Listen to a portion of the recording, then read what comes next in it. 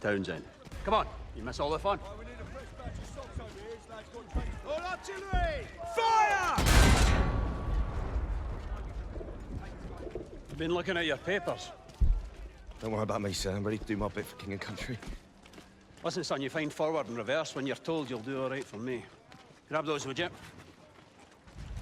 Come and meet Big Bess. Woman of your dreams.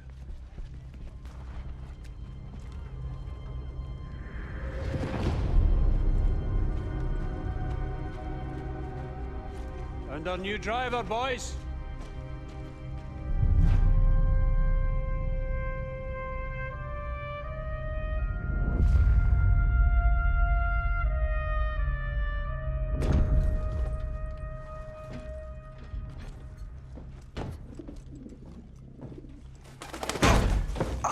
Whoa, no, don't swear.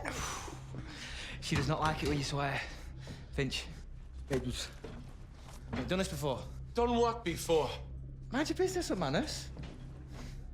Listen, don't worry. She'll look after you, yeah? All right, boys. This is the big one. Our orders are to punch through the German line, destroying artillery positions as we go. Finch. Yes, sir.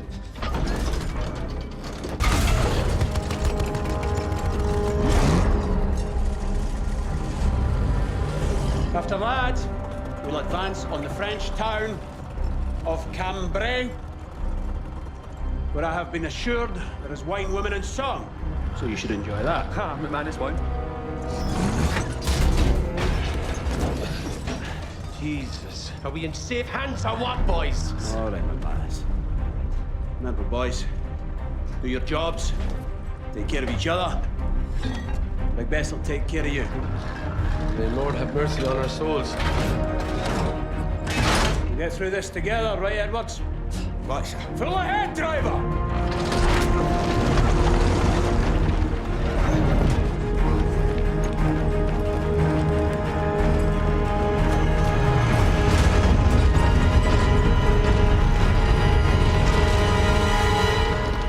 Hello Warfighters, War is Hell. Welcome to another episode of the Battlefield 1 campaign. As part of this series, I'm going to actually be talking about World War I history and some of the stuff pertaining to what you're seeing for this particular mission. Now, for the first part of the Battlefield 1 campaign, a lot of it is focused on armored warfare. So I wanted to make sure that I talked about tanks in World War I. And I did a lot of research for this because, I'll be honest, I don't know that much about World War I tanks. But what I learned was really, really cool, and so I'm excited for this video to be able to share with you like what I learned, how tanks got to be what they are in World War I and even now, and just some cool stuff that's in between. Like, one of the cool things that I learned was where they got their name of tanks. So basically what was happening is when these were first being produced, the British were like, okay, well, we're calling them land ships. And so if the enemy gets a hold of what we're doing or hears about we're making land ships, it's pretty easy for them to be able to know exactly what we're creating. And we'll go into why they were called land ships later on, but, you know, if you think about it from a naval perspective, you know, naval vessels are armored ships that carry big guns on them in a lot of cases. And that's kind of what these are for land. Anyway, so they're like, okay, well, we've got to come up with something to kind of confuse the enemy. And so they figured out that what they were doing when these were first being developed is they were telling the manufacturers that these were, you know, they were just going to hold water for the battlefields of the Middle East, you know, because it was going to be obviously a lot of desert and they needed something to hold the water for them to be able to transport. Well, they couldn't call it water containers because if you shorten that down and abbreviate it, it becomes WC, which apparently in the UK, from what I was reading, is a shortened version of water closet, which means toilet. So they called them water tanks, and that's what they told everybody they were building was just water tanks. Well, then they decided that that would be the unofficial official name of these, you know, machines moving forward. And so the name tanks is just a shortened down version of that, and we still call them tanks today. See, that's like the cool stuff that I ended up learning. But tanks obviously played a huge role in World War I. First time that you really see them, like 6,911 tanks were produced during the war. We'll kind of talk about how that was distributed, because it really does get pretty uneven. But France produced the most amount of tanks of all the other combatants, for a combined 4,494. And 3,694 tanks were of the FT tank, which is the light tank that you actually see in the game. Again, we're going to go more into this a little bit later on, but pre-World War I, tanks were not really a new idea. I mean, you can argue that the idea of tanks has been around for a very, very long time. Like, if you think about ancient warfare, siege engines, particularly battering rams, were almost the same thing as tanks. You know, they were these devices that were used, tough to take out, supported infantry, and they had a giant weapon at the front that was used to knock out enemy defenses, exactly like what tanks are used for in World War I and today.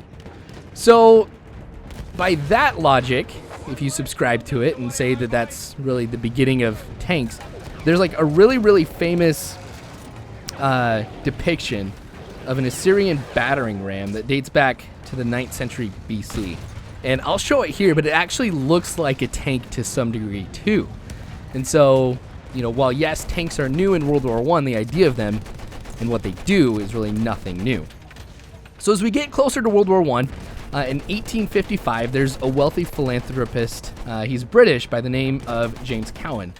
And so he offers up this idea for what he calls the steam-powered land ram, or the battle car. Remember, this is 1855. So it's a steam-powered vehicle covered with armor, and it had cannons on a number of the parts around it and had these spinning scythes on the side to be able to take out any infantry that was nearby. And again, I'll show a picture of it here too.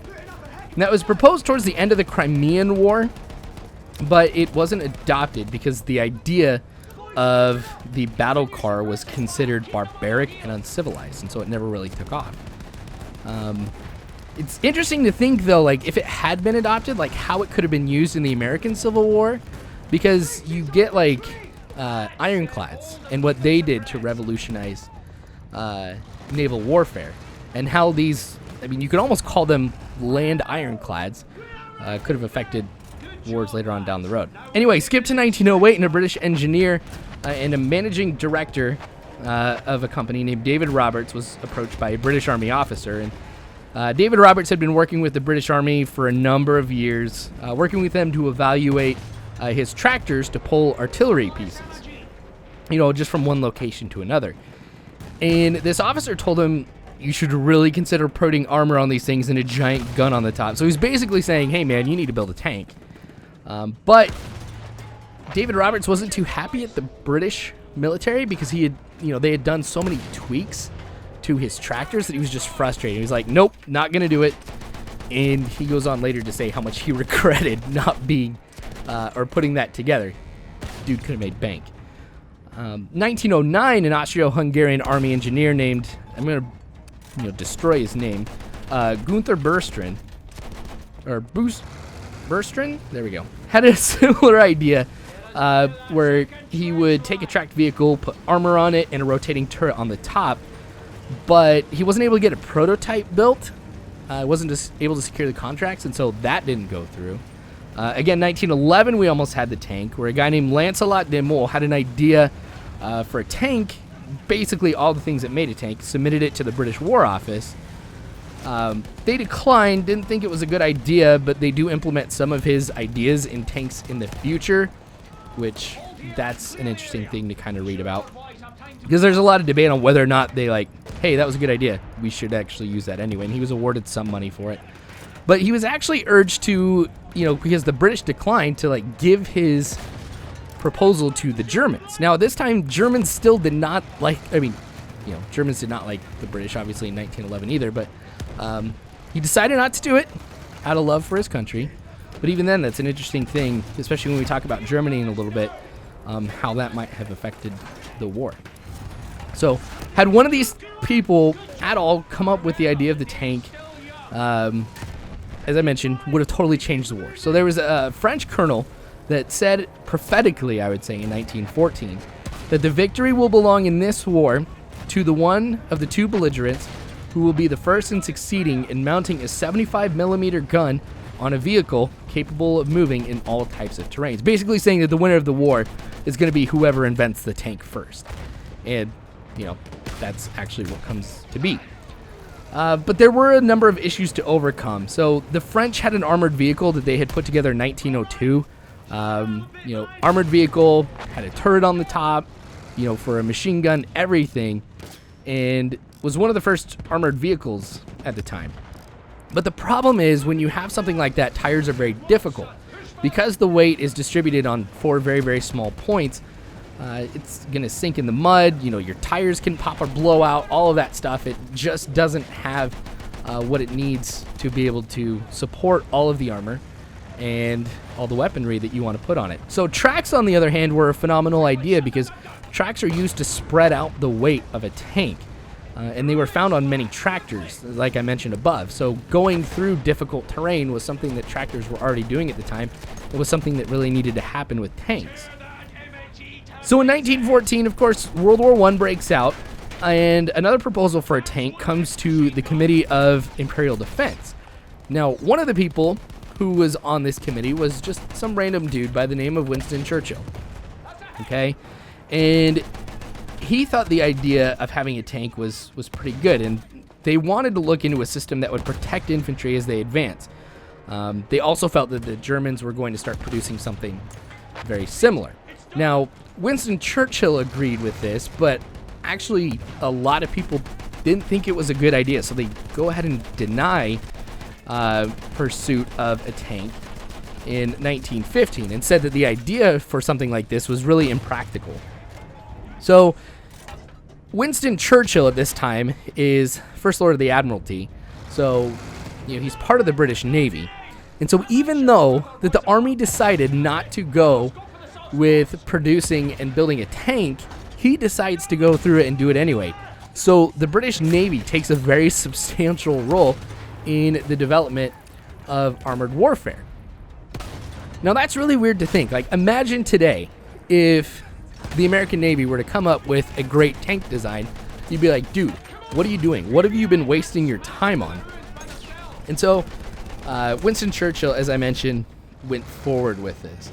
A lot of people gave him some crap because this was outside of what the Navy was supposed to do, but he felt it was important. It was going to be a game changer. And Winston Churchill was right. And this is where the term land ships come from, because of their history, starting off with the British Navy. Like, it was interesting that the most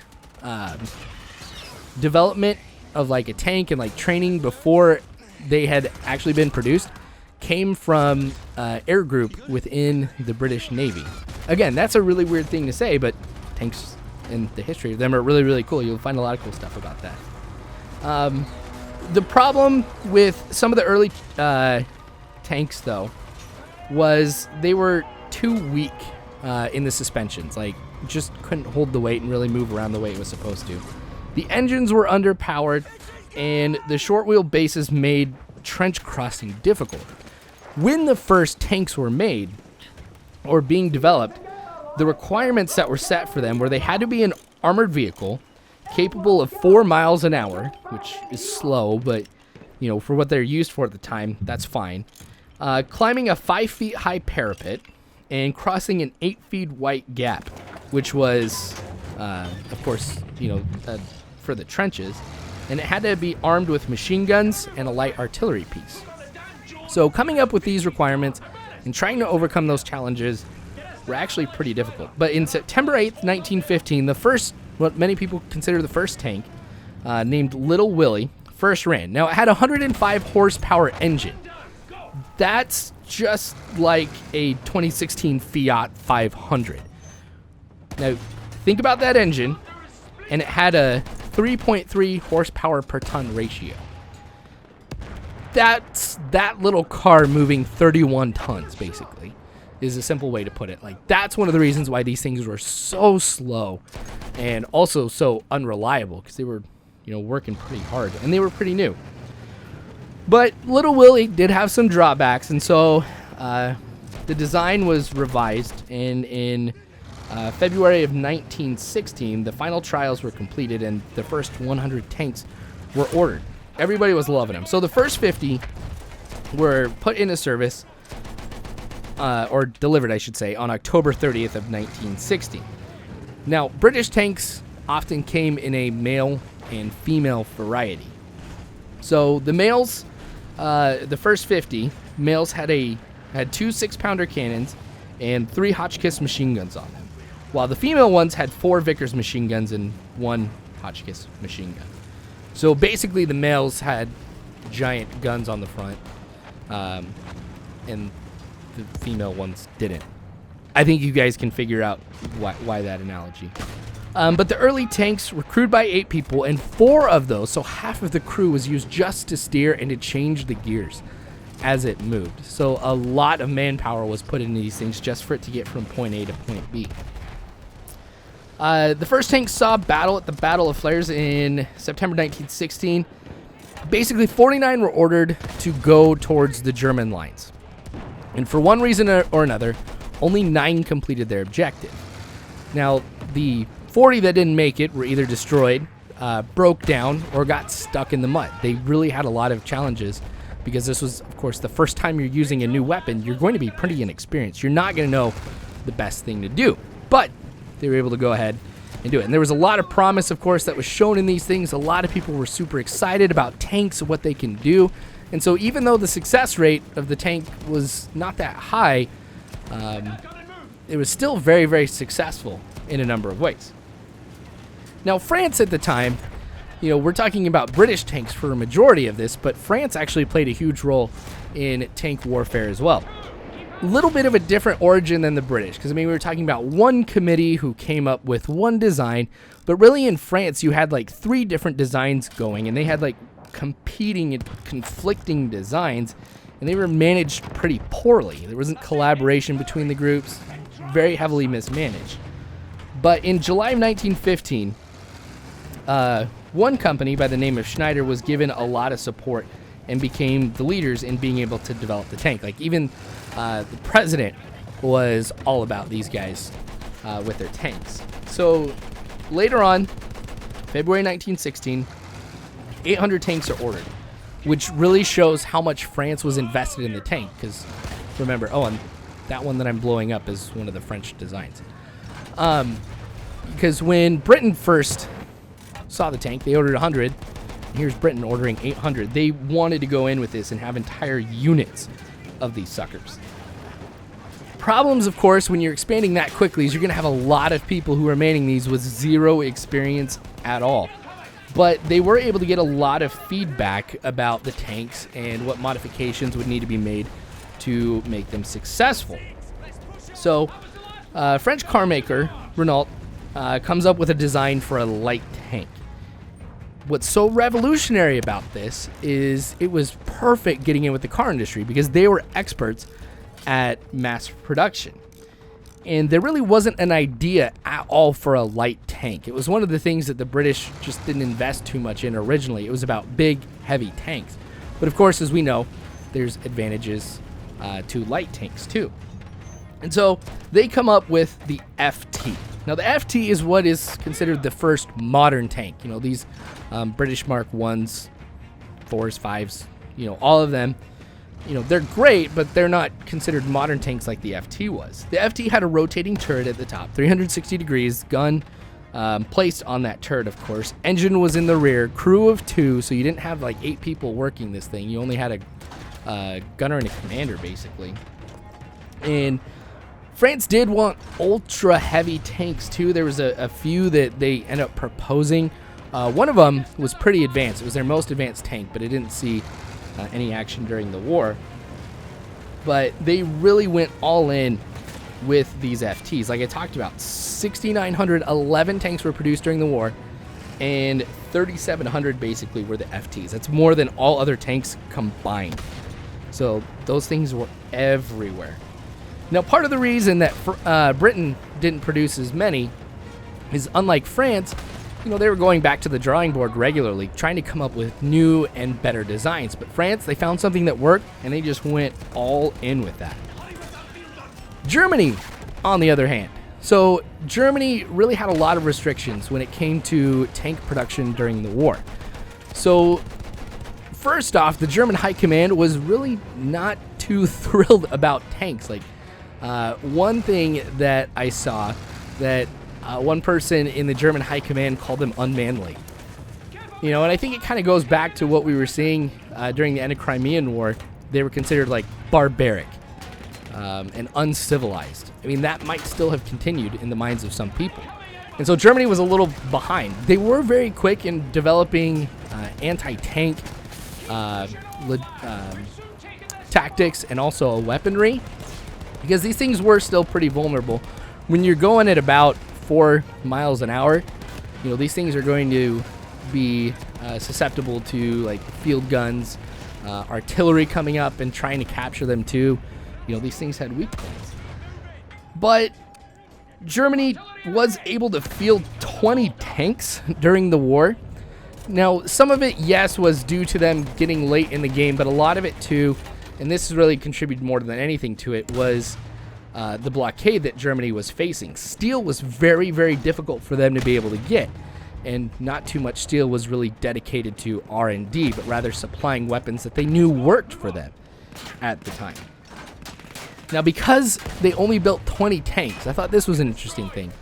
By the end of the war, Germany had captured and were using more captured British tanks than tanks that they had developed themselves. That really goes to show, you know, how little Germans were actually using tanks, which I know kind of goes contradictory to what you see in the game, but you know what, that's all right. The German tank was the A7V, and that is what you see in this game too. And the committee to make it was the General War Department 7th Branch Transportation, formed in 1916 to try and counter British tanks. Now, the A7V was a beast. It had a minimum crew of 18. It was 24 feet long, 10 feet wide, 10 feet tall, had a 57 millimeter gun on it, and 6 7.9 millimeter machine guns, and it had 2 engines in it. Now, this tank first was involved in the first tank versus tank battle. Now, that took place April 24th, 1918. So 3 German A7Vs and 3 British Mark IV tanks. 2 of them were the machine guns armed with tanks, and 1 was a male with 2 6-pound guns. We're going at it. So in the battle, the 2 female Mark IVs fell back after being damaged by armor-piercing ammunition. I mean, when you think about it, if all they've got is machine guns on them, they're not going to do any damage against other tanks.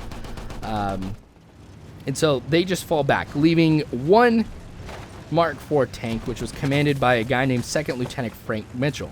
Now, he goes ahead and he attacks the lead German tank.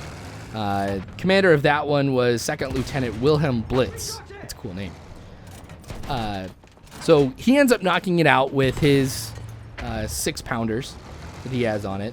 He hit it 3 times, and he killed 5 of the crew as they were trying to escape. And then after that, the 2 remaining German tanks just ended up falling back. So it kind of ends up with a British victory there. But Mitchell loses a track on his Mark IV towards the end of the battle thanks to a mortar shell, and has to end up abandoning his own tank. Now, the Mark IV, you know, that we're kind of talking about here is actually succeeded by the Mark V, which is the tank that's in this game. There was 400 of them produced. 200 were male, 200 were female. Some of them were kind of mixed and called Mark V composites or hermaphrodites. Interesting. But they were really cool because they were the first tanks to only have 1 driver. They introduced a new engine and everything to them. And what was cool about this is there was actually a Mark IV tank named Black Bess in World War I. So a lot of cool things about tanks. There's more I'll probably talk about in another episode, but we're about ready to hit a cutscene, so I'm going to end it right here, and then I'm going to go ahead and finish the video in just a little bit. They were waiting for us. Get us moving! Jade! Can't get any traction! Push him back, lad! Get up, Bessie, you Push freak him back scum! here! No traction, sir. I can't move her. Come on! Come on, then! Richard! Sure! Richard! Are you out of your mind? You're going to get us all killed! Head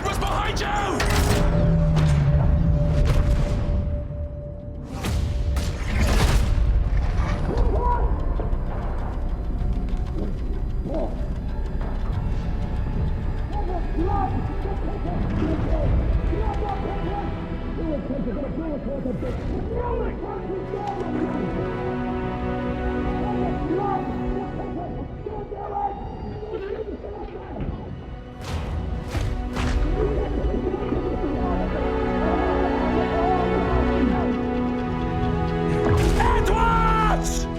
Release the pigeon! That is an order, son! Do you understand me? Sir!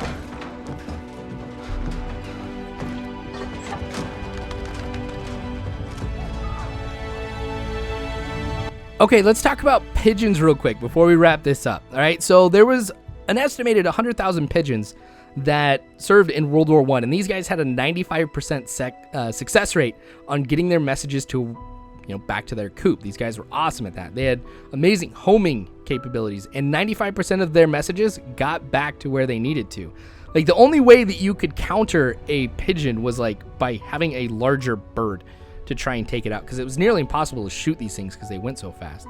And some of these pigeons were famous. Like, the Mocker was known to have flown 52 missions without being harmed. Another one, the Cher Ami, was awarded the Croix de Guerre by France for heroic service, but it did a lot of good. Like, it delivered a message that ended up saving the lost battalion, which, that was 194 U.S. soldiers. But we'll go ahead and leave it here. More of this stuff to come later on. Make sure you guys subscribe if you have not already. I really love doing this. I learn a lot. Hopefully you guys do too.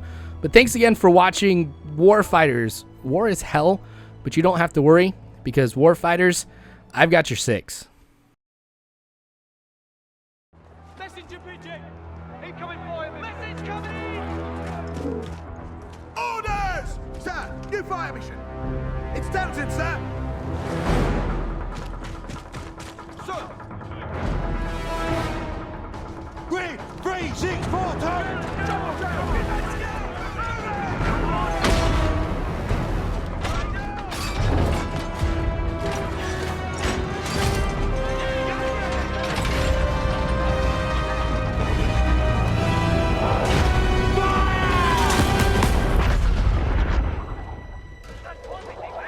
Here it comes, boys. Nice serving with your lads. Marching ducks!